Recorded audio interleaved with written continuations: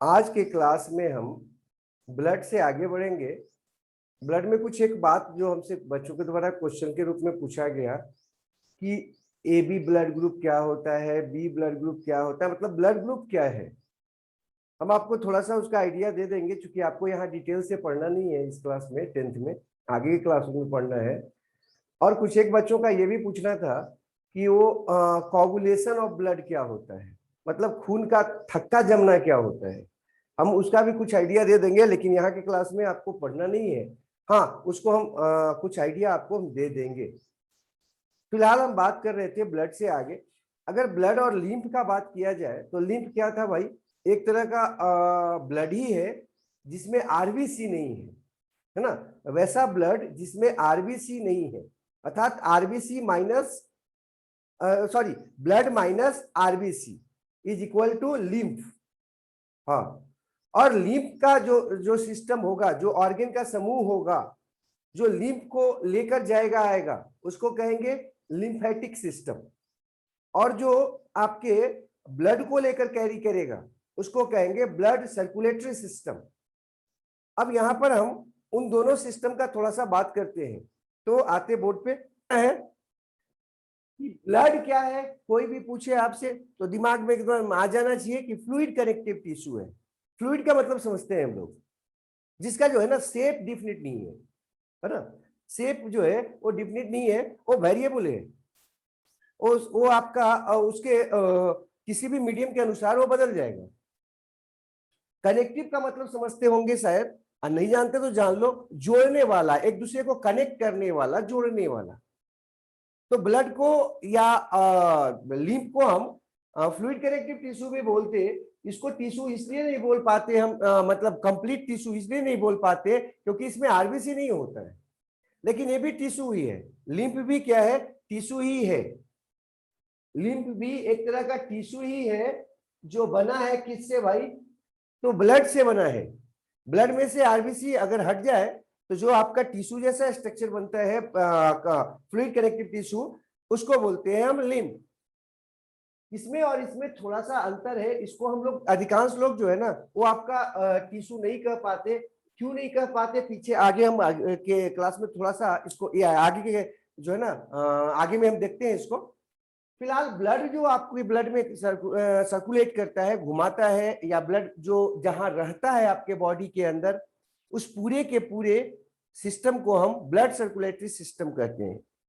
Circulatory मतलब circulate हो रहा है, घूम रहा है ना। वो बाहर कहीं नहीं जा रहा है, ना बाहर से आ रहा है, वो कंप्लीट उसमें रोटेट हो रहा है। और ब्लड तो बता ही दिया आपको, फ्लूइड कनेक्टिव टिश्यू, सेल और मैट्रिक्स का बना हुआ। सेल उसमें आपके 3 प्रकार के बताए थे हम सब, आरबीसी, डब्ल्यूबीसी, ब्लड प्लेटलेट्स, और मैट्रिक्स उसमें ब्लड प्लाज्मा था। ब्लड प्लाज्मा को मैट्रिक्स बोलते थे। सिस्टम सर्कुलेटरी सिस्टम हो गया। अब ये लिम्फेटिक सिस्टम क्या है भाई, तो जिसमें लिम्फ घूमेगा हमारे बॉडी के अंदर, लिम्फ को जो कैरी फॉरवर्ड करता है, हाँ लिम्फ को जो आपका ट्रांसपोर्ट करता है, उस सिस्टम का नाम है लिम्फेटिक सिस्टम। लिम्फेटिक सिस्टम को हम सर्कुलेटरी सिस्टम नहीं कहते, क्योंकि इसमें क्या होता है, गोल गोल नहीं घूमता, बल्कि एक तरफ से दूसरी तरफ जाता है केवल। ये ट्रांसपोर्ट करता है, सर्कुलेट नहीं करता। हाँ, लिम्फ जो है ना ऐसा गोल गोल नहीं घूमेगा पूरे बॉडी में, या यहां से चला फिर वहीं घूम के नहीं आएगा। सर्कुलेशन का मतलब केवल गोल गोल नहीं बोलेंगे, सर्कुलेशन का मतलब है जहां से चला फिर वहीं पहुंच जाए, तब सर्कुलेशन का बात था। तो उसमें लिम्फेटिक सिस्टम में ऐसा नहीं होता है। लिम्फेटिक सिस्टम में वन वे होता है मूवमेंट, मतलब जहां से चला फिर वहां दोबारा नहीं लौटेगा। लिम्फेटिक सिस्टम में ऐसा होता है, कुछ हद तक प्लांट जैसा। तो लिम्फेटिक सिस्टम में क्या क्या होगा और ब्लड सर्कुलेटरी सिस्टम में क्या क्या होगा, थोड़ा सा पहले हम ब्लड सर्कुलेटरी सिस्टम को देखते और आते हैं ब्लड सर्कुलेटरी सिस्टम। हाँ, हम लोगों को ये ध्यान रखना है कि अंग्रेजी का जो है ना वो गड़बड़ न करे, ज्यादा उसका माँ बहन न करे। लेकिन अंग्रेजी नहीं पढ़ना है हमको, हमको जो है ना साइंस पढ़ना है। तो साइंस में लैंग्वेज का ध्यान थोड़ा सा तो जरूर रखना है, लेकिन ग्रामर ग्रामर हम नहीं पढ़ सकते, मतलब एकदम ग्रामर के रूप में नहीं लिख सकते। तो चूंकि वहां पर भाव, साइंस में भाव दिखाया जाता है, न कि जो है ना वो आपका विषय विषय से जो है ना हम लोग क्या बोलते हैं, आर्ट का बात नहीं होगा वो। तो हम बात कर रहे थे ब्लड सर्कुलेटरी सिस्टम का, लिम्फेटिक सिस्टम का, ये तो क्लियर हो गया था। अब हम ब्लड सर्कुलेटरी सिस्टम का बात कर रहे थे। इसका काम क्या है भाई? इसका काम क्या है तो आप आराम से बता दोगे, ट्रांसपोर्टेशन ऑफ ब्लड। ब्लड, ये आपके ब्लड का ट्रांसपोर्टेशन करता है, ठीक है। अब इसमें कितने स्ट्रक्चर्स हैं? तो दो स्ट्रक्चर प्रमुख है, एक हार्ट है और एक ब्लड वेसल्स है।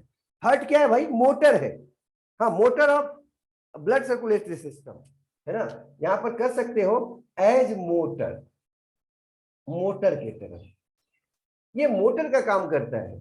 और ये जो है ना एज पाइप है, ये पाइप है, ठीक है ना। तो मोटर ये वो है और ये पाइप है। अभी मोटर का काम क्या था यार? मोटर का काम है कि लिक्विड को जिसको जो उसमें डाला जा रहा है उसको फेंकना, जो भी लिक्विड होगा उसको क्या करना, सक करके फेंक देना, हाँ, खींच के और फेंक देना कहीं। यही काम हर्ट करता है आपका। मस्कुलर होता है, हाईली मस्कुलर होता है, काफी उसमें मसल्स होते हैं और उसके मदद से वो क्या करता है, कॉन्ट्रैक्ट रिलैक्स करता है, फैलता है और सिकुड़ता है। और फैलता सिकुड़ता रहता है तो क्या होता है, इसमें एक पावर जनरेट होता है और उस पावर के चलते ये क्या करता है, उठाकर फेंक देता है ब्लड को। नेक्स्ट बात करते हैं ब्लड वेसल्स का। ब्लड वेसल्स जो है ना ट्यूबुलर स्ट्रक्चर है, ट्यूब लाइक है, अर्थात पाइप है ये। और ये तीन प्रकार का होता है, आर्टरी, कैपिलरी और वेन। आर्टरी, कैपिलरी और वेन। आर्टरी जो है ना वो काफी ज्यादा मोटा दीवार का होता है, थिक वाल्ड होता है, जबकि वेन जो होता है ना थीन वाल्ड होता है। और कैपिलरी जो होता है वो सबसे ज्यादा थीन होता है, हाईली थीन होता है। तो इन दोनों के बीच का ये है। इसमें अंतर जो है इन दोनों के बीच का वो हम अलग से भी थोड़ा सा देख लेंगे। अभी फिलहाल क्या कर रहे हैं, थोड़ा सा एलिमेंट्री आइडिया हो जाए आपको, ये हम दिखाना चाह रहे हैं।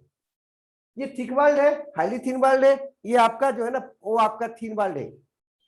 इसमें फ्लो ऑफ ब्लड होता है हार्ट टू ऑर्गन्स, हार्ट से डिफरेंट ऑर्गन्स जो है बॉडी का उसके पास जाता है। जबकि इसमें क्या होता है, ये आपका पूरे बॉडी में आपको जो है ना या टिश्यू तक ले जाता है ब्लड को। कहां से? हार्ट से। और वापस कौन लाता है भाई? वेन। ये ले जाता है हार्ट से पूरे बॉडी तक, बॉडी के ऑर्गन्स और टिश्यू तक, और लाता कौन है? वेन। तो ये क्या करता है, ये बीच में मिडिल मैन का काम करता है। ये ऑर्गन या टिश्यू में पाया जाता है, ऑर्गन या टिश्यू में पाया जाता है और क्या करता है, वहां पर एक्सचेंज करने में मदद करता है, ट्रांसपोर्ट करने में मदद करता है मटेरियल्स को। किसके बीच में? ब्लड और सेल्स के बीच में या टिश्यू के बीच में, ज्यादा अच्छा रहेगा, टिश्यू के बीच में। टिश्यू का टिश्यू फ्लूइड होता है, लिक्विड होता है, उसके बीच में। अब यहाँ पर लिम्फेटिक सिस्टम हम आपको नहीं कर पाए। लिम्फेटिक सिस्टम क्या होता है यार? लिम्फेटिक सिस्टम जो होता है ना वो इसी में से डिफरेंट ऑर्गन्स या ब्लड से, बॉडी से आता है और जाके फिर वेन में मिल जाता है ऐसे। ये जो है ना ये लिम्फेटिक सिस्टम है। लिम्फेटिक सिस्टम किसके बीच में पाया जाता है? अगर कोई आपसे पूछे तो आप आराम से बता देना। लिम्फेटिक सिस्टम जो होता है वो डिफरेंट ऑर्गन्स या बॉडी के टिश्यू से निकलता है और वो क्या करता है, लिम्फ को लेके वहां से, लिम्फ वहां कैसे बनता है हम आपको दिखाएंगे, और वहां से लेकर किसमें आ जाता है? वेन में आ जाता है। ये है लिम्फेटिक सिस्टम का बात। ये हम यहाँ पर लिम्फ का बात कर रहे थे। तो लिम्फेटिक सिस्टम जो है ना वो आपका डिफरेंट ऑर्गन से लिम्फ को लेकर जाता है किसके तक? वेन तक। और वेन जो है ना उसको हार्ट में लेके चला जाता है। अर्थात अंततः लिम्फ का क्या होने वाला है? लिम्फ बना कहां से था? तो देखो बना कहां से? डिफरेंट ऑर्गन्स या बॉडी से। और वहां भी क्यों बना? क्योंकि उधर से ब्लड आ रहा था, ब्लड में से ये बन गया। तो ब्लड से ये बना है और ब्लड से बनने के बाद फिर अंततः कहां जाके मिल जाएगा? ब्लड में ही मिल जाएगा। तो बना है कैपिलरी। कैपिलरी जो है ना वो जो आपका ऑर्गन्स या टिश्यू के पास जो कैपिलरीज थी उससे, वहां से जो है ना ये आपका निकला है और निकल के अंततः फिर कहां मिल जाने वाला है? आपके वेन में मिल जाने वाला है। ये आपका शोल्डर रीजन में है ना, कंधा के पास। अब हम थोड़ा सा और आपको बात करना चाहेंगे यहाँ पर, हाथ से देख लो, इसको समझ लेते हैं। अगर ये आपका बॉडी को हर्ट मान लो, हर्ट है ना, पूरे बॉडी को हर्ट मान लो, तो एक हाथ को जो है ना आप आर्टरी मान सकते हो। जो हाथ को आर्टरी मानना है मान सकते हो, दायां बायां जिसको मानना है। तो एक आर्टरी हो गया और ऐसे आर्टरी आगे जाके जो देख रहे हो उंगली जैसा ब्रांचिंग है, यहाँ पर उंगली है ना, ब्रांच है ना, ऐसे ब्रांच हो जाता है, हाईली ब्रांच्ड हो जाता है, और इसी को कैपिलरी बोलते हैं। ये कैपिलरी है। और फिर कैपिलरी देखो, कैपिलरी का निर्माण किससे हुआ है? आर्टरी से हुआ है। एकदम दिमाग में रखिएगा। आर्टरी का निर्माण कहां से हुआ है भाई? हार्ट से। आर्टरी का निर्माण कहां से हुआ है? हार्ट से। आर्टरी हार्ट से बनता है, हार्ट से निकलता है। और खत्म कहां होता है जाके? टिश्यू के पास, जहां पर टिश्यू था, ऑर्गन था, वहां पर जाके खत्म हो रहा है ना, कैपिलरी के रूप में, कैपिलरी के रूप में ब्रांच हो जा रहा है। अब कैपिलरी जो है ना, वो आपस में जुड़ जाएगा कहां पे भाई? तो जैसे ही ऑर्गन या टिश्यू से बाहर निकलेंगे, कैपिलरी आपस में जुड़ गया। देखो सारा का सारा कैपिलरी जो है ना, वो आपका जुड़ गया ऐसे, किसके साथ? एक साथ। और एक साथ जुड़ के क्या बना दिया? फिर वेन, है ना। और देखो अलग अलग जगह पर जुड़ा है, कोई कैपिलरी यहाँ जुड़ा, कोई कैपिलरी इधर जुड़ा, मतलब कई वेन्स आपस में मिलके एक बड़ा वेन बनाता है। और ये वेन फिर कहाँ चलाया? हार्ट में। तो लेके कौन चला? आर्टरी। आर्टरी का निर्माण कहां से हुआ था? हार्ट से। खत्म कहां हुआ आर्टरी जाके? वो आपका कैपिलरी में। कैपिलरी कहां था भाई? ऑर्गन में, जैसे आंख है, नाक है, जीभ है, हाँ, हार्ट, किडनी, ये सब में जाके कैपिलरी जो है ना, उसमें कैपिलरी मिलेगा हमको। ये स्किन के में क्या मिलेगा? कैपिलरी मिलेगा। कौन आके कैपिलरी में खुला था? आर्टरी। और कैपिलरी जो है ना, वो आपस में फिर रीयूनाइट हो गए, देख रहे हैं ना, रीयूनाइट हो गए, ब्रांचिंग फिर रीयूनाइट हो गया। अब यूनाइट होके क्या बना दिया? एक बड़ा सा नली, जिसको वेन बोलते हैं। और ये वेन फिर वापस आ गया किसमें? हार्ट में। तो वेन का निर्माण कहां से हुआ? कैपिलरी से, है ना। कैपिलरी से किसका निर्माण होता है? वेन का। और खत्म कहां होता है वेन? इन कहां जाके करता है? हार्ट में। क्लियर? अब प्योर ब्लड इम्प्योर ब्लड वाला बात जो है ना, तो लोग क्या बोलो, किसी से पूछो आर्टरी क्या है भाई, तो बोल देते हैं वो प्योर ब्लड का ट्रांसपोर्ट करता है। वो हम आगे आएंगे, पहले प्योर ब्लड क्या है वो तो समझ लेंगे, तब आगे आएंगे। फिलहाल हम ये आपका ब्लड वेसल्स का आइडिया आपको हो गया होगा, और हार्ट से हमारा कैसे सर्कुलेशन होता है ये आइडिया भी आपको हो गया होगा। अब हम आगे बढ़ते हैं। एनिमल जो है ना, उसको दो भाग में बांटा जा सकता है बैकबोन के आधार पर, है ना। बैकबोन है कि नहीं है? बैकबोन मतलब रीढ़ की हड्डी, है ना। अगर रीढ़ की हड्डी है, तब क्या बोलेंगे? वर्टिब्रेट। और जिसमें रीढ़ की हड्डी नहीं होती है ना, बैकबोन नहीं होता है, तो उसको क्या बोलते हैं? इनवर्टिब्रेट। आपके मन में आएगा कि सर ये कौन कौन है भाई? तो आप अपना देखो, आपका रीढ़ का हड्डी है कि नहीं है। अगर रीढ़ में हड्डी है ना, पीठ के बैक की तरफ जो है ना, वो आपका बोन है, यहां से वहां तक, एंटीरियर टू पोस्टीरियर तक, तो आप क्या हो? वर्टिब्रेट हो। गाय भैंस को देखना छू के, तो क्या होगा? वो वर्टिब्रेट है। आप कुत्ता को देखो, गधा को देखो, सुअर को देखो, और उसको छोड़ो ना यार, मछलियों को देखो, मछलियों से शुरू हो गया हो, तो देख रहे हैं वो हम लोग खाते होगा, अगर जो लोग मछली खाते होंगे वो जानते भी होंगे। हाँ, बहुत बढ़िया चीज है, खाना चाहिए, प्रोटीन मिलता है। ये अलग बात है कि हम छोड़ दिए। तो वो जो है, उसमें जो है ना, बैकबोन जो है ना आपका मिलेगा, जिसमें भी बैकबोन मिलेगा वो वर्टिब्रेट है। और जिसमें नहीं मिलेगा तो बोले किसमें नहीं मिलता है? तो कुछ नहीं है, केचुआ देखो लो, अर्थबॉम, उसको पकड़ के देखिए, उसमें ऐसे ऐसे मिला के हिला के, तोड़िएगा नहीं, बेचारा को जान मत मारना है ना, ऐसे हिला के देखिए, उसमें कहीं पे बैकबोन नजर आता है क्या? हमको तो नहीं नजर आया, आप लोग को नजर आया तो बताना। मच्छर मारे होंगे, उसको थोड़ा डिटेक्ट करो ना, फाड़ के देखो, मैग्नीफाइंग ग्लास लगा के देखो, कहीं उसमें रीढ़ का हड्डी मिलता है क्या? मक्खियों में कहीं रीढ़ की हड्डी मिलती है क्या? नहीं मिलती है, तो उसको इनवर्टिब्रेट में रख दो, है ना। आप तरह तरह के जो है ना वर्म को देखते होंगे चलते हुए, कीड़ा को देखते होंगे चलते हुए, उनमें देखना कहीं रीढ़ का हड्डी है क्या? अगर है तब वर्टिब्रेट, और अगर नहीं है तो इनवर्टिब्रेट। एकदम दिमाग में बैठ जाना चाहिए ये बात, कि जिसमें भी बैकबोन होगा वो वर्टिब्रेट, और जिसमें नहीं होगा वो इनवर्टिब्रेट। तो हम बात किस में कर रहे हैं? वर्टिब्रेट में। और वर्टिब्रेट में कैसा होता है? Chambered heart. वर्टिब्रेट कौन कौन हो गए? जिसमें रीढ़ का हड्डी है, मतलब फिश से लेके हम लोग तक। और चैम्बर हार्ट बोल रहे हैं। चैम्बर हार्ट का मतलब क्या है? उसमें चैम्बर होगा, चैम्बर्ड मतलब चैम्बर रखने वाला हृदय। ये चैम्बर क्या है भाई? देखो दो तरह के चैम्बर्स होते हैं इसमें। आपका एक होता है ऑरिकल्स, ऑरिकल, या इसी को एट्रियम कहते हैं, एट्रियम, ऑरिकल या एट्रियम। और दूसरा है वेंट्रिकल, वेंट्रिकल, ठीक है। ये दो चैम्बर है और दोनों चैम्बर का अलग अलग चीज है भाई। ऑरिकल जो है ना, ये है आपका रिसीविंग चैम्बर, ये रिसीव करता है, रिसीविंग चैम्बर है, रिसीविंग चैम्बर है। और ये है pumping chamber, pumping chamber, chamber sorry, हम यहां पर थोड़ा सा दिक्कत लग रहा था, चैम्बर, पंपिंग चैम्बर। अब जैसा कि नाम बता रहा है रिसीविंग चैम्बर, तो क्या करेगा, ब्लड को रिसीव करेगा, ये receives blood from one when in heart, heart के अंदर वेन से ब्लड को रिसीव करेगा। तो जो भी रिसीव करता है हार्ट में ब्लड को, कहां से, वेन से, उसको कहेंगे ऑरिकल या एट्रियम। और वेंट्रिकल क्या है भाई, पंपिंग चैम्बर। ये क्या करता है, इसको देख लेते, pumps blood, pumps blood in artery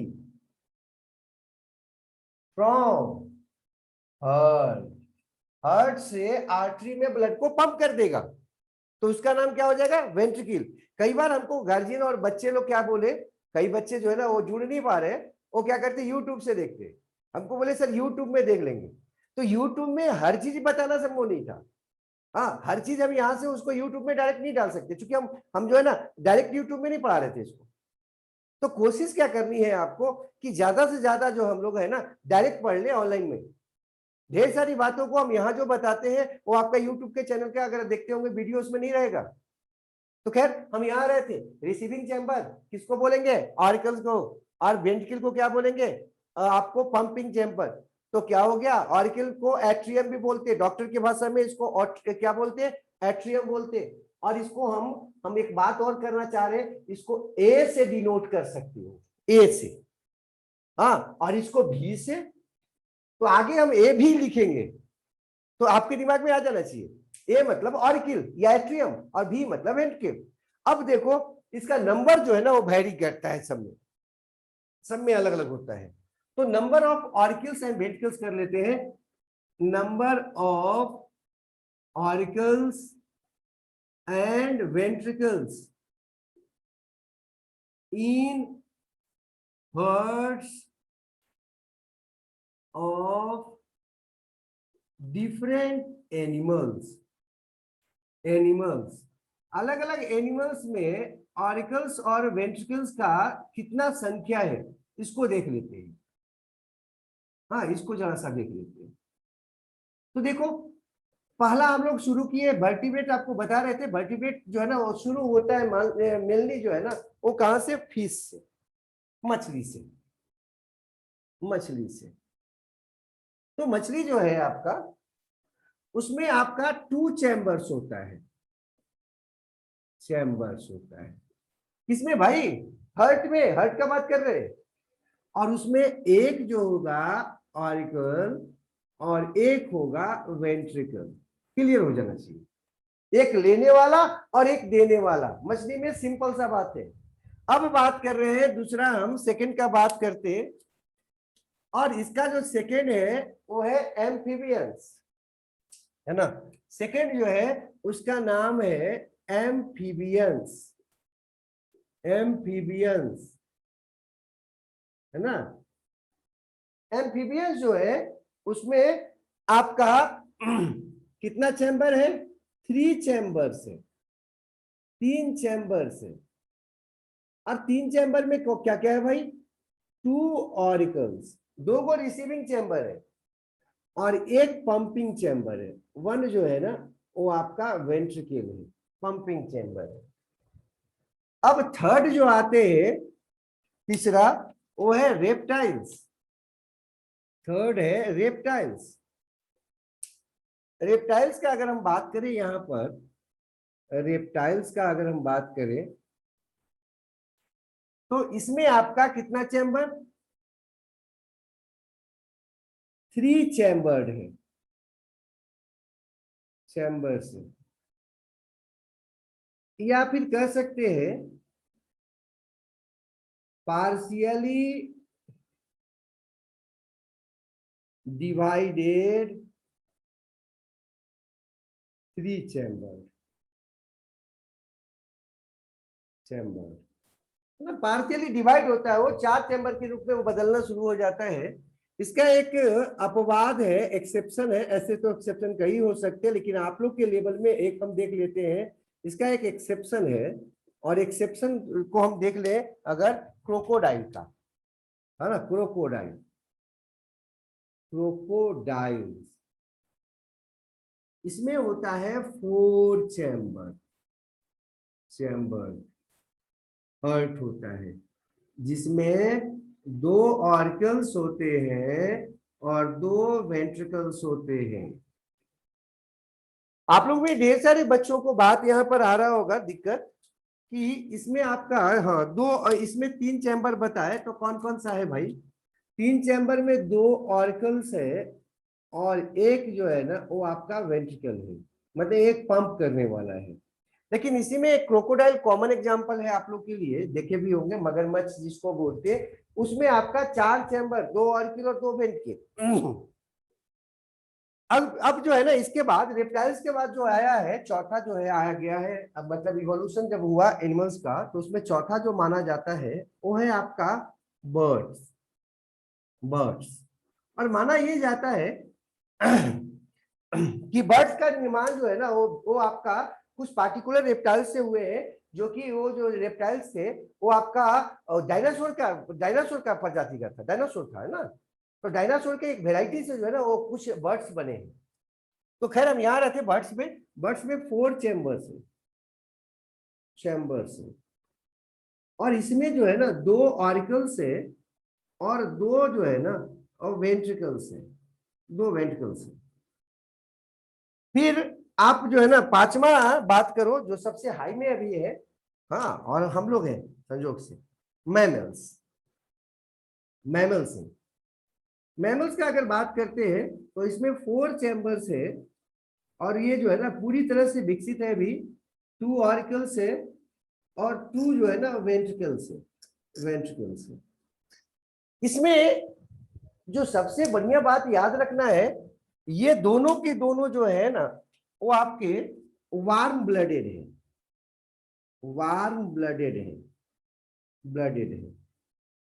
और ये सब के सब जो है ना ऊपर वाले जो बाकी भाई जी थे, ये सब के सब आपके रिश्तेदार कोल्ड ब्लडेड है, ये दोनों वार्म ब्लडेड है। थोड़ा सा हम इसको एक्सप्लेन करना चाह रहे हैं। फिश तो आप समझ ही रहे हैं, वो पानी में पाया जाता है। माना यह जाता है कि इस संसार में हम लोग को लास्ट चैप्टर में पढ़ना है origin and evolution of life, अगर नहीं हटाया गया तो पढ़ेंगे इस बार, पिछला साल हटा दिया गया था। अभी तक जो है ना माना यह जा रहा है कि कुछ और सिलेबस को कम किया जाएगा, लेकिन हमको यह समझ में नहीं आ रहा कि सिलेबस को कम करने से क्या होने वाला है। हाँ, जब ऑनलाइन पढ़ाई ही होनी है तो सिलेबस पूरा रहे, कंप्लीट सिलेबस रहे, तो मजा आएगा आगे की क्लास में, और अभी जो है ना जोड़ पाएंगे हम उसके साथ। तो खैर फीस जो है ना वो माना जाता है कि हमारा जो उत्पत्ति हुआ था ना, हम लोग जो आए थे इस संसार में बायोलॉजी के अनुसार, वो कहाँ आए थे? वाटर में आए थे, हाँ, पानी में आए थे, समुद्र में आए थे, और वहां से जो है ना हम लोग बैक्टीरिया जैसा थे, हाँ, सूक्ष्म बैक्टीरिया जैसा थे, आर्की बैक्टीरिया जैसा थे, और उसी से जो है ना धीरे धीरे हमारी उत्पत्ति हुई है, विभिन्न प्रकार के जीवों की उत्पत्ति हुई है। ओरिजिन ऑफ लाइफ जो है ना हुआ था कहाँ? वाटर में। उसी में क्या बना? वो आपका जो अर्थ सरफेस पर आ गया, वो धीरे धीरे चेंज होता गया। पेड़ पौधों का भी निर्माण हुआ है किसी से, उसी आर्की बैक्टीरिया से, मतलब पेड़ पौधे भी हमारे रिश्तेदार हैं। हाँ, मछलियां भी हमारी रिश्तेदार है, कीड़े मकोड़े भी हमारे रिश्तेदार हैं। ये अलग बात है कि अलग अलग समय पर वो लोग अलग होते चले गए, तो हमारे दूर के रिश्तेदार हैं। जैसे सुनते होंगे आप, वो हमारा चचेरा मौसेरा फुफेरा भाई है या फिर चचा है, ऐसा कुछ बोल रहे हैं, तो थोड़ा दूर होते चले गए अलग अलग समय पे, इसलिए जो है ना वो सब हमारे हमसे दूर हो गए। तो फीस आपका रिश्तेदार है, हाँ, हमारा पूर्वज रहा है वो, हमारे पूर्वज जो है फीस और पूर्वज, हमारे पूर्वज और फीस के पूर्वज एक रहे हैं। ये नहीं हम कह रहे हैं कि फिश हमारा पूर्वज है, हम 100% नहीं बोलेंगे क्योंकि मछली से हम बने हैं, ये हम नहीं कहना चाह रहे हैं आपको। लेकिन हमारे पूर्वज और मछलियों के पूर्वज कभी ना कभी एक रहे होंगे, मतलब वो आपका चचेरा मौसेरा भाई वगैरह है, और उसके बाद भी हम उसको खा जाते हैं प्रेम से, है ना। एम्फीबियंस, एम्फीबियन भी आपका रिश्तेदार रहा है, वो भी आपका रिश्तेदार रहा है, वो फिश से बना, है ना। मछलियां जब थी, जब जब पानी में रहती थी, जब उनकी संख्या बढ़ने लगी, कंपटीशन बढ़ा, तो उनमें भी कुछ नया करने का बात हुआ। जैसे आज हम क्या कर रहे हैं, चंद्रमा पर जाने की बात कर रहे हैं, हम वहां पर बस आने की बात कर रहे हैं, मंगल पे जाने की बात कर रहे हैं कि वहां जाके रहेंगे, वहां पर जाके जो है ना मजा लेंगे, नया बस्ती बनाएंगे। ऐसे ही क्या हुआ, फिश भी जो है ना वो चंद्रमा पर गया, और उसके लिए चंद्रमा कौन था, पानी से लेके जमीन पे आया। जब जमीन पे आया, भूमि पे आया, मतलब मिट्टी के सतह पर आया, कहां से, वाटर से, तो भाई परिवर्तन तो करना पड़ेगा। अब हम चंद्रमा पर जाते तो देखते हैं पूरा एकदम मास्क पहन के और क्या लगा के, खैर अब तो यहां भी लगता है कि चंद्रमा पर ही आए हुए पूरा मास्क लगा के घूमते हैं।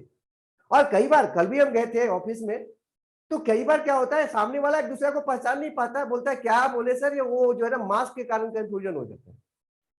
तो यही सोचो, जब हम लोग चंद्रमा पर जाएंगे और पूरा का पूरा बॉडी जो है ना वो आपका एक स्पेशल सूट में रहेगा, और वो ऑक्सीजन सिलेंडर लटका के रखेंगे, कैसे एक दूसरे को पहचान पाएंगे कि कौन हमारा अपना भाई है और कौन जो है ना हमारा फुफेरा भाई है, कौन हमारी बहन है और कौन दूसरी की बहन है, कौन पत्नी है कौन बहन है, इसमें अंतर करना मुश्किल हो जाएगा। तो खैर, तो सोचो, ये जो है ना फिश जो है ना, जो आया कहाँ, मिट्टी पे आया। मिट्टी पे जब आया तो उसमें जो है ना वो सांस लेने के लिए फेफड़ों के निर्माण शुरू हो गया, और वो जो है ना एम्फीबियन कहलाया। तो मछलियां जो है ना उससे एम्फीबियंस बना। एम्फीबियंस में कितना चैम्बर, 3 चैम्बर। उससे रेप्टाइल्स बना, उसमें जो है ना रेप्टाइल्स, और कब बना, एम्फीबियन जो है ना वो पानी के किनारा पर ही रहता था, मतलब चंद्रमा पर गया, घूम के चला आया। अभी जा रहे हैं ना कुछ लोग जा रहे हैं यहाँ से, भारत पूरे, सॉरी हमारे विश्व से, वो चंद्रमा पर और अंतरिक्ष में घूमने के लिए, और फिर घूम के चले आएंगे। तो ये जो ना यही स्थिति था एम्फीबियन का, घूम आता था, पृथ्वी पे घूमता था और फिर पानी में चला जाता था। तो एम्फीबियन हो गया, दोनों के बीच वाला हो गया, हाँ, पानी और अर्थ के। अब रेप्टाइल्स का बात करते हैं।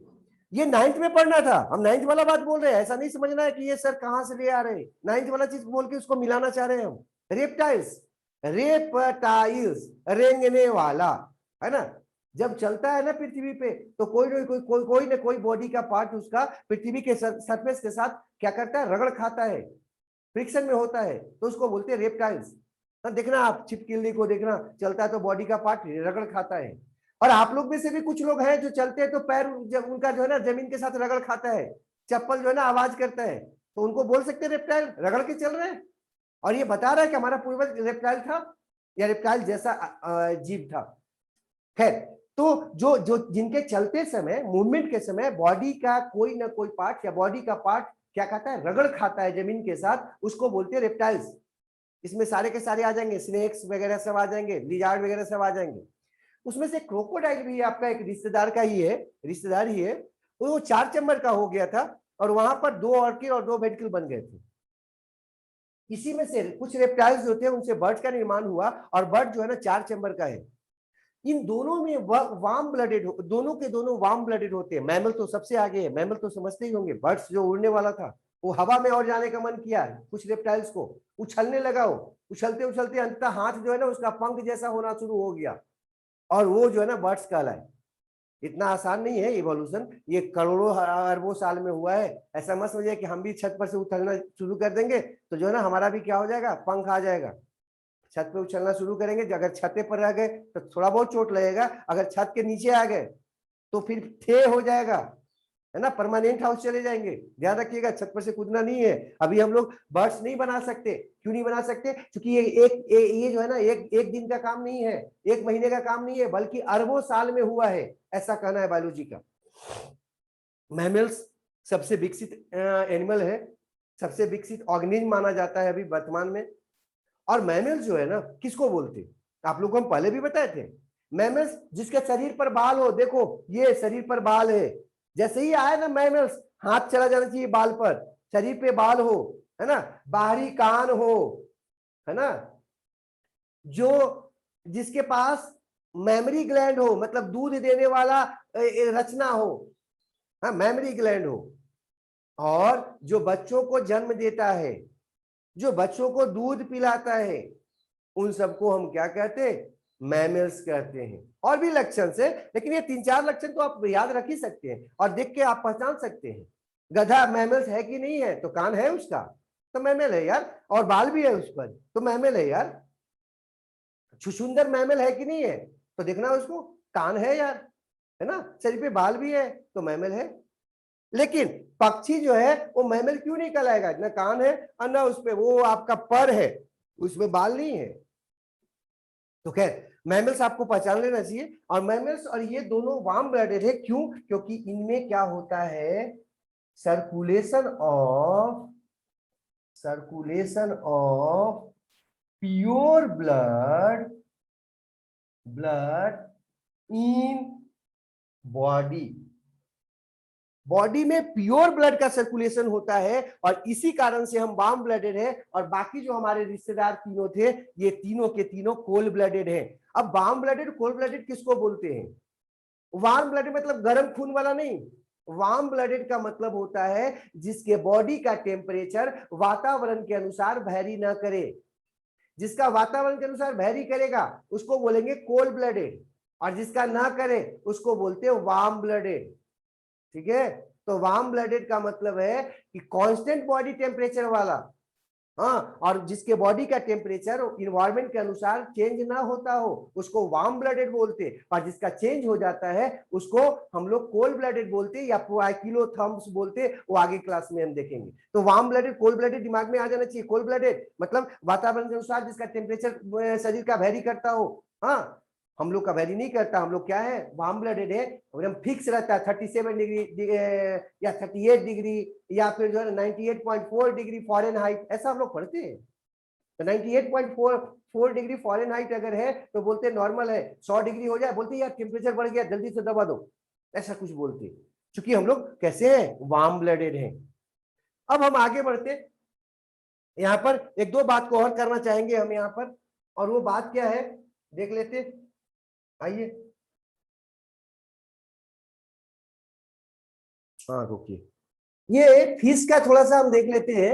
ये मछली का है भाई, मछली जो है ना उसमें हम दिखाना चाह रहे हैं। ये देखो मछली में हर्ट है ना, एक आपका वेंट्रिकल और एक क्या है, ऑर्किल है, ऑर्किल और वेंट्रिकल।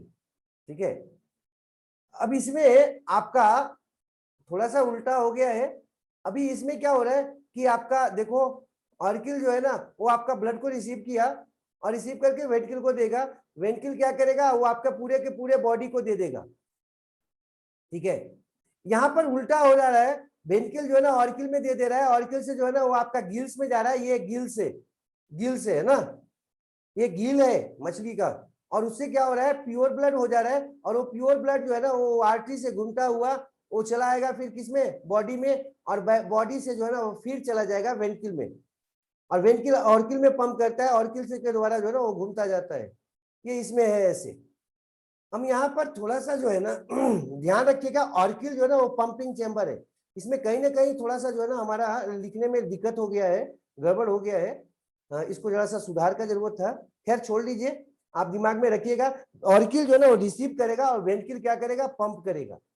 तो आपका आपके इसमें क्या है, एक ही आपका ऑर्किल और एक वेंट्रिकल है, सिंगल सर्कुलेशन, इसको क्या बोलेंगे, सिंगल। देखो हार्ट में एक बार घुस रहा है और एक बार निकल रहा है, अगर पूरे के पूरे बॉडी में इसको क्या करना है, घूमना है, तो बॉडी में घूमने में एक बार हार्ट में जा रहा है और एक बार निकल रहा है, सिंगल सर्कुलेशन है, आगे हम पढ़ाएंगे फिर इसको। और ये देखो ये एम्फीबियंस का है, एम्फीबियन का हार्ट कितना चैम्बर का है भाई, तो एम्फीबियन का हार्ट बता रहे हैं वो आपका 3 चैम्बर का। देखो एक राइट ऑर्किल, एक लेफ्ट ऑर्किल, मतलब एक राइट साइड में है एक लेफ्ट साइड में है, और एक वेंट्रिकल है, तो 3 चैम्बर हो गया। तो क्या हो गया, आता है किससे, राइट ऑर्किल से और लेफ्ट ऑर्किल से, और जाएगा मिक्स हो जाएगा किसमें, वेंट्रिकल में, और वेंट्रिकल उसको फिर फेंक देगा। तो यहाँ पर देखो क्या हो रहा है, घुस रहा है 2 बार, निकल रहा है 1 बार, है ना, इसको हम आगे फिर और समझाएंगे। तो ये आपका जो है स्थिति है किसका, वो आप एम्फीबियंस का। फिलहाल हम आपके हार्ट का पोजीशन दिखाना चाह रहे हैं, उसको हम अलग से फिर बताएंगे। हार्ट का पोजीशन दिखा रहे हैं, देखो ये आपका चेस्ट रीजन है, चेस्ट रीजन में आपका ये लेफ्ट लंग है और ये राइट लंग है। राइट लंग में देखो बीच में, ये बीच है ना, ये बीच है, बीच से थोड़ा सा जो है ना, देखो ये आपका किसर वो बाएं की तरफ है ना, बाएं तरफ जो है ना हमारा क्या होता है, वो आपका हर्ट होता है। और देखो ये लग रहा है कि बांधा हुआ मुट्ठी जैसा है कुछ हद तक देखने में, है ना। ये आपका किधर है, वो आपका बाएं की तरफ है। हमसे लोग कई बार पूछते हैं कि सर ये इसका आकार कैसा होता है, क्या पान का पत्ता जैसा होता है क्या? नहीं नहीं, ऐसा कुछ नहीं है, वो हम लोग का भ्रांति है कि वैसा कुछ होता है। वो जो है ना, वो बंद मुट्ठी जैसा कुछ हद तक है। और इसका जो है ना, कुछ लोग और पूछते हैं सर इसका वो प्रेम से क्या कोई संबंध है क्या? नहीं नहीं, इसका कोई प्रेम और वो लव से कोई संबंध नहीं है। हाँ, ये जो है ना, इसका काम क्या है, वो ब्लड को पंप करना। हाँ, इसमें आप देख रहे होंगे कुछ दो तरह के ब्लड वेसल्स हैं, एक ग्रीन हम सॉरी एक ब्लू से देख रहे हैं, और एक जो है ना हम देख रहे हैं किससे, रेड से। ये जो ब्लू से देख रहे हो ना, वो आपका इम्प्योर ब्लड को ले जा रहा है, और ये जो है ना आप रेड से जो देख रहे हो ना, वो प्योर ब्लड को ले जा रहा है। ठीक है, और देखो पूरे के पूरे बॉडी में कैसे सर्कुलेट हो रहा है, यहाँ से हर्ट जो है ना, ये हर्ट पंप कर रहा है। और आप यहाँ देखो ये फेफड़ा में भी जा रहा है, फेफड़ा में भी क्या हो रहा है, इम्प्योर ब्लड गया और प्योर होके लौटा। और फिर देखो ये हर्ट में कैसा ब्लड है, प्योर ब्लड है ना। ये पंप करेगा पूरे के पूरे सब जगह, किडनी में है ना, लीवर में, हर जगह जा रहा है। देखो पूरे बॉडी में आपका कितना बढ़िया व्यवस्था है, आपके पूरे बॉडी में है ना, ब्रेन में देखो पूरा का पूरा बॉडी में जा रहा है। अब हम पीछे आगे बढ़ जाए, और आपके थोड़ा सा ये दिखाना चाह रहे थे हम, आर्टरी और वेन के बारे में। ये आर्टरी और वेन में देखो होता क्या है ना, आर्टरी आया, उसका दीवार देखो मोटा है, और वो क्या हुआ, वेन के रूप में क्या हो गया, ब्रांच हो गया। और ये देखो, ये जो देख रहे हो ना, सेल्स है, ये कोशिका है ना, किसका, टिश्यू का। उसमें देखो बीच बीच में कोशिका इसमें भरा हुआ है ना, वो घूम रहा है चारों तरफ, उसमें घुस जाता है और घुसते हुए निकलता है। और इसके इसी बीच में क्या होता है, एक्सचेंज ऑफ मटेरियल्स होता है, प्लस यहाँ पर कुछ जो है ना वो आपका फ्लूइड निकलता है ब्लड में से, और वही फ्लूइड जो है ना लिम्फ के रूप में आगे बढ़ जाता है। हाँ, तो लिम्फ का निर्माण जो है ना यहाँ से हो जाता है। हम थोड़ा लिम्फेटिक सिस्टम पढ़ाएंगे तो वहां पर आएंगे, उसको डिटेल से थोड़ा सा कर देंगे। हाँ, अब दो तीन बात हमको पीछे के क्लास में पूछा गया बच्चों के द्वारा। एक पूछा गया सर क्लॉट कैसे होता है, ब्लड क्लॉट कैसे होता है। हाँ, क्योंकि ब्लड तो पढ़ा दिए थे हम। देखो होता क्या है ना, कि जैसे ही इंजुरी होगा आपके ब्लड वेसल्स में, बिना इंजुरी का ब्लड क्लॉट नहीं होने वाला है। अगर हो जा रहा है बिना इंजुरी का ब्लड क्लॉट तो नॉर्मल नहीं है, आपको जल्दी से डॉक्टर से मिलना पड़ेगा, नहीं तो आप जा सकते हो ऊपर, है ना, परमानेंट हाउस। अब कहीं पे चोट लग गया तो इंजुरी हो गया, जैसे ही इंजुरी होता है ना ब्लड वेसल्स, तो वहां पर क्या होता है, ब्लड प्लेटलेट्स जो ना आ जाता है, और जो इंजोर्ड से मतलब जो जिसको चोट लगा है वो कुछ केमिकल्स देते हैं जो कि आपका प्रोटीन का बना होता है, और उसके कारण यहाँ पर प्लग बन जाता है ना, प्रोटीन्स का प्लग बन जाता है। अब उसी प्रोटीन के प्लग से अंततः फाइबर्स जैसा बन जाता है, देखो यहाँ पर जाल जैसा नजर आ रहा है पूरा।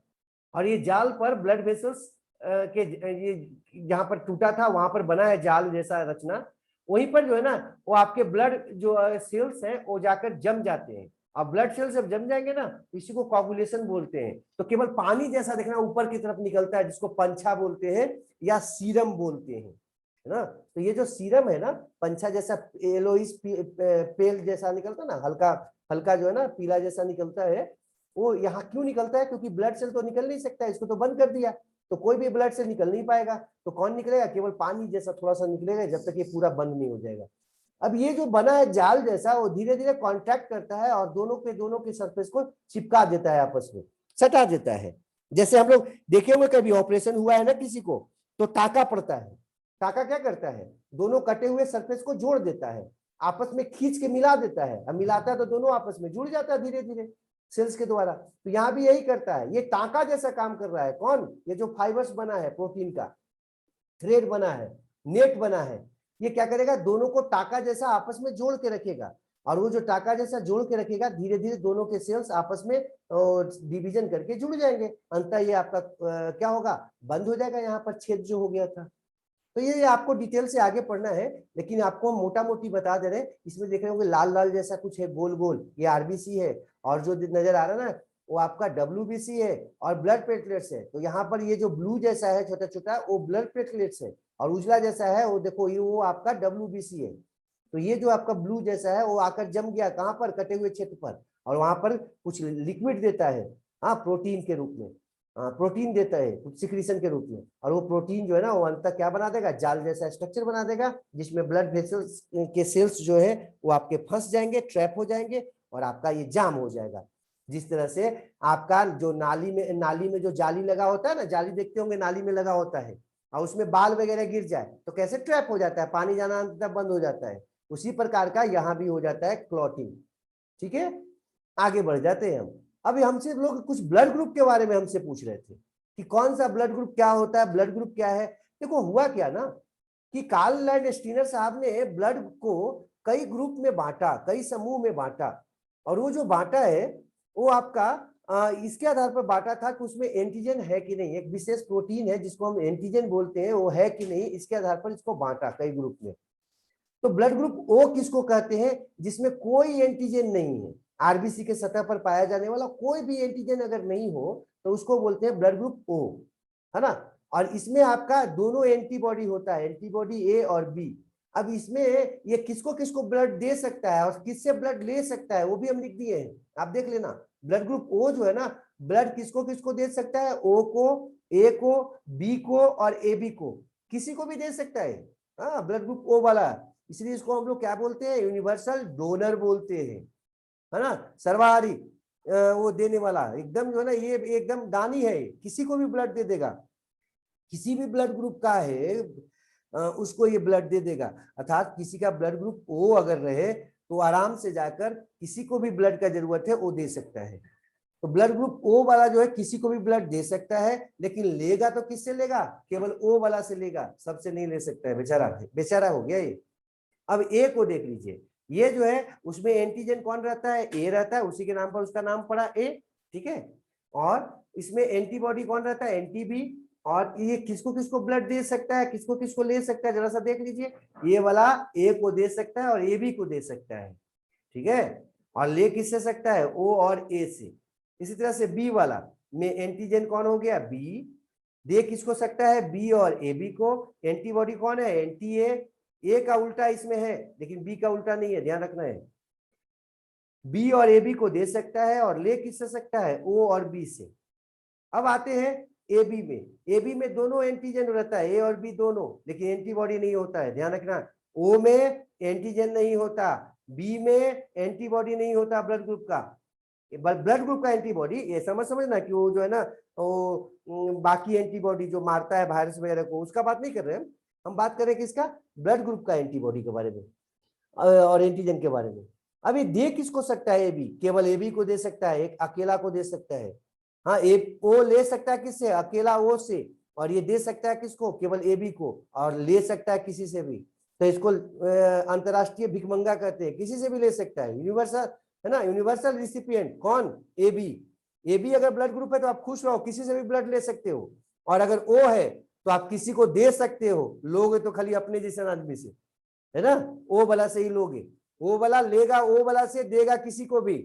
और ए बी वाला देगा किसी को नहीं, केवल ए बी को, और लेगा सभी से, ठीक है। तो इसको मरने का चांस कम रह जाता है, क्योंकि इसके पास देखो लेने का ऑप्शन सभी से है, अगर एक्सीडेंट में ब्लड क्या हुआ, गिर गया तो यहाँ पर आप ध्यान रखिएगा कि ब्लड किसका किस में डाल सकते हैं, किसका किसका ब्लड किस में लिया जा सकता है।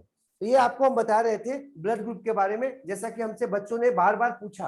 हाँ, कुछ एक बच्चे हमसे बार बार पूछ रहे थे, तो इसको हम यहाँ पर थोड़ा सा डाल दे रहे हैं। अब हम आगे बढ़ जाते हैं, थोड़ा सा यहाँ पर आते हैं बोर्ड पर अगली बार, और इम्प्योर ब्लड का बात।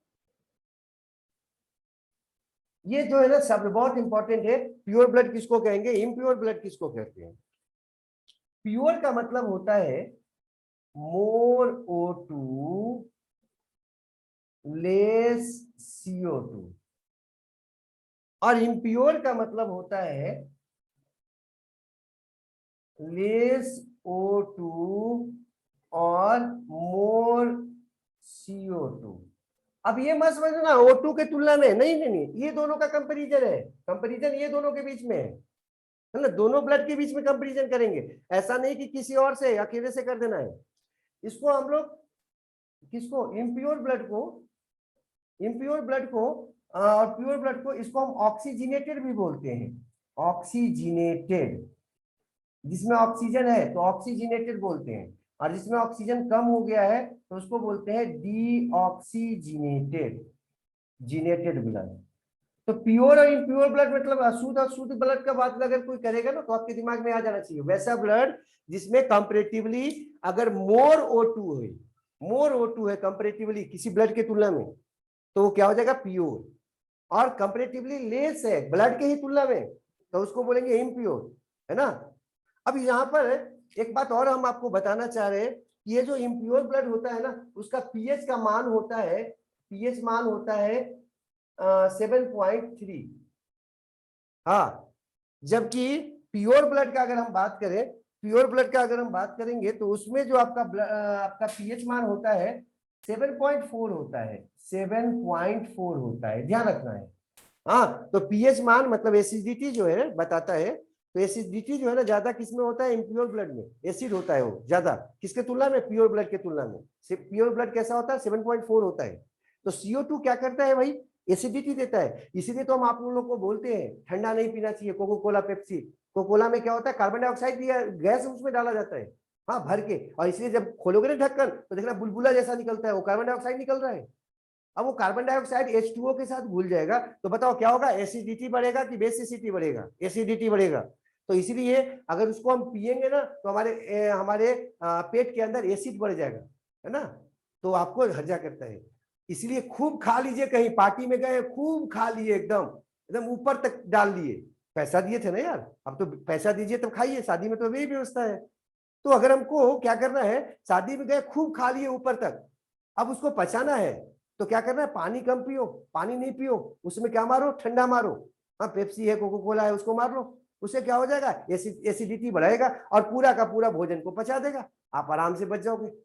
ठीक है, तो क्या है, खाओ और पचाओ दोनों वही करना है। कोशिश करना है कि खाना खाने के पहले थोड़ा सा मार ले, है ना, थोड़ा सा मारेंगे तो क्या होगा, जो होगा भोजन उसको वो क्लियर कर देगा। और खाने के बाद पूरा मारे उसको केवल, है ना, केवल उसी को पीते रहे, किसको, ठंडा को, तो क्या करेगा, एसिडिटी बढ़ाएगा और आपके डाइजेस्टिव सिस्टम को ठीक कर देगा, आप बच जाओगे। ऑक्सीजनेटेड डीऑक्सीजनेटेड समझ में आ जाना चाहिए, प्योर इम्प्योर समझ में आ जाना चाहिए। प्योर ब्लड मतलब जिसमें कंपैरेटिवली मोर O2 है और लेस O2 है, और इम्प्योर ब्लड का मतलब जिसमें आपका O2 कम है कंपैरेटिवली और CO2 ज्यादा है, ऑक्सीजनेटेड और डीऑक्सीजनेटेड ब्लड।